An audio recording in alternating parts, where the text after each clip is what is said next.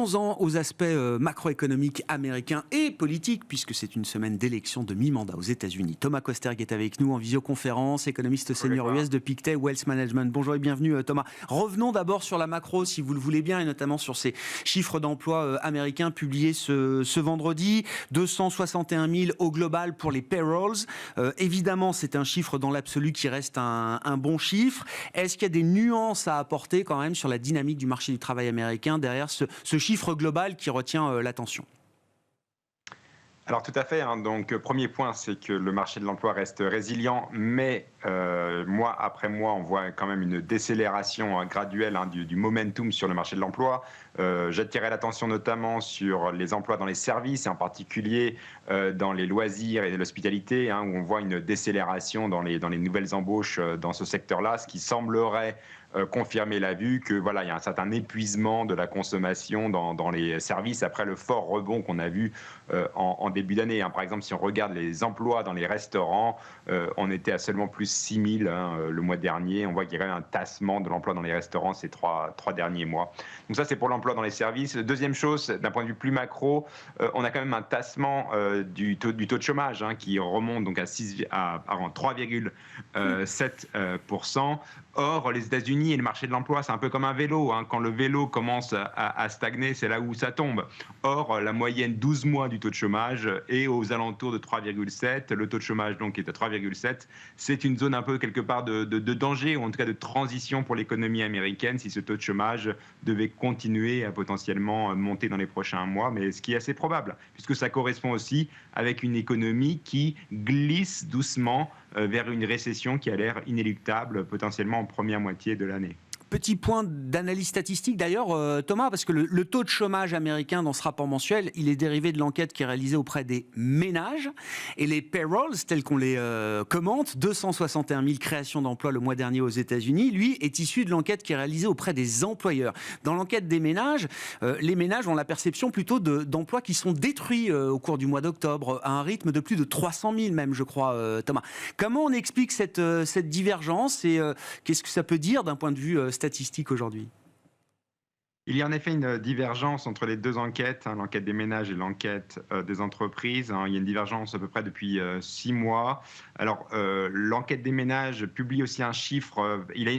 L'enquête des ménages a une méthodologie qui est propre, mais elle peut aussi corriger de ces biais. Et on montre, en fait, même corriger des biais statistiques de cette enquête, il y aurait potentiellement une destruction d'emplois. Même si cette enquête est beaucoup plus volatile statistiquement, donc il faut regarder sur plusieurs mois. Donc, en effet, il y avait un signal beaucoup plus rouge dans l'enquête des ménages que dans l'enquête des entreprises. Il faudra un peu plus de temps pour complètement valider cette détérioration qu'on voit dans le marché, chez les ménages, mais pas dans les entreprises. Du point de vue de la dernière communication de la Réserve fédérale américaine, Thomas, qu'est-ce qui vous marque le plus? Est-ce que c'est la partie dovish du statement qui apparaît alors qu'elle n'apparaissait pas les mois précédents, avec l'idée que la Fed va quand même évaluer désormais le cumul du choc monétaire qui a été infligé jusqu'à présent en surveillant les développements économiques et financiers? Ça a été écrit dans le communiqué de la Fed. Ou est-ce que vous retenez la contrepartie au quiche qui était dans la conférence de presse de Jérôme Powell, l'idée, selon le président de la Fed, que, attention, peut-être que les hausses de taux, vont se réduire en intensité, mais peut-être que le chemin pour arriver au taux d'arrivée, au point d'arrivée, sera peut-être un peu plus long. Qu'est-ce qui retient le plus votre attention, Thomas? Alors, je retiendrai plutôt le fait que le taux terminal va être révisé à la hausse au mois de décembre. Donc, pour rappel, le taux terminal pour la Fed, donc le taux auquel la Fed s'arrêterait, est estimé à 4,6% d'après les projections du mois de septembre. Donc, il y aura de nouvelles projections au mois de décembre. Donc, la Fed nous indique qu'elle va aller au-delà de 4,6%. Le marché monétaire, en ce moment, price environ 5%, un taux terminal à 5%. Mais voilà, il y a quand même une incertitude sur cette fin. Est-ce que la Fed va vraiment s'arrêter à 5%? Et là, Jérôme Powell a quand même laissé toutes les portes ouvertes, et potentiellement la porte ouverte à ce que ça aille au-delà de 5%. Donc c'est là ce que je retiendrai.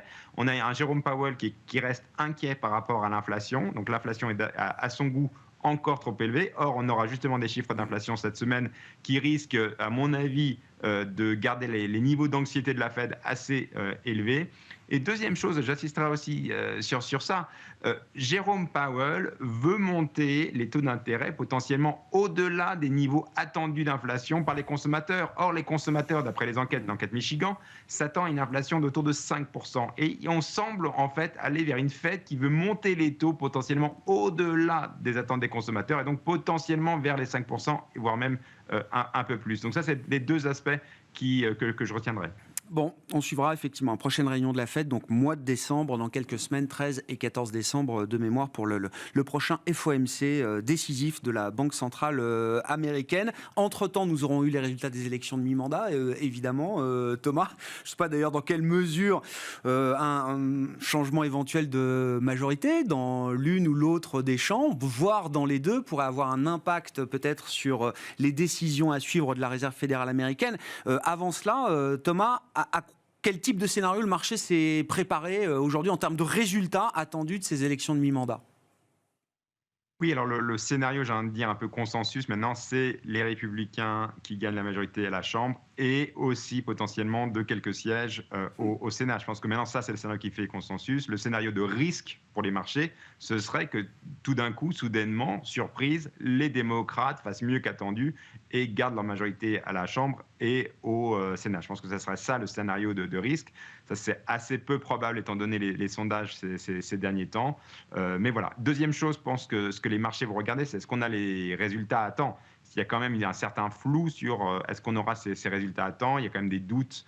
Voilà, on sait que certains républicains mettent l'accent sur le fait qu'il faudra potentiellement recompter les résultats. Il y a des doutes sur la fiabilité de ces résultats. Donc on risque aussi d'aller sur un scénario comme on avait vu pendant les élections présidentielles il y a 2 ans, ou du comptage et du recomptage. Et ça ne serait pas forcément bon, à mon avis, pour les marchés financiers. Donc ça sera un autre élément aussi à regarder. Est-ce qu'on a les résultats à temps ou pas ?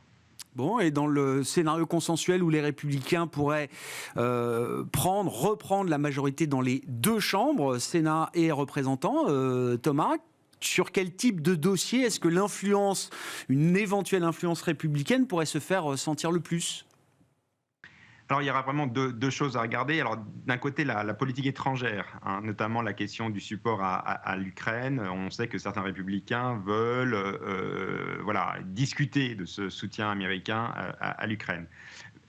Deuxième plan, sur le plan budgétaire domestique, il y aura des échéances, notamment des échéances liées au plafond de la dette qu'on aura début 2023.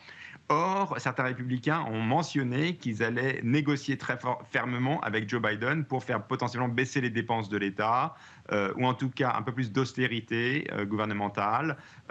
Et donc cette deadline risque d'être fortement politisée. Donc on risque de voir quand même un peu plus de tension à Washington si en effet il y a une forte majorité républicaine, étant donné les commentaires de certains républicains, y compris Kevin McCarthy récemment. Donc voilà, on a quand même une tension et une polarisation très forte et une tension très forte politique à Washington. Et donc il faudra regarder de très près ces deadlines budgétaires et aussi le plafond de la dette qui risquent potentiellement d'être instrumentalisés. Voilà pour la séquence américaine des prochains jours. Demain, donc, jour d'élection de mi-mandat aux États-Unis. Résultats à suivre. On verra quand est-ce que les résultats pourront être publiés avec le maximum de fiabilité. Et puis, l'inflation américaine pour le mois d'octobre, qui sera l'un des chiffres de la semaine, publié ce jeudi à 14h30, puisque je crois qu'on a retrouvé effectivement un décalage normal avec la côte est des États-Unis. Les États-Unis sont à leur tour passés à l'heure d'hiver. Merci beaucoup, Thomas. Thomas Koster, qui est avec nous en visioconférence depuis Genève, économiste senior US de Pictet Wealth Management. Voilà pour cette édition Smart Bourse de la mi-journée. On se retrouve à 17h en direct sur Bismart.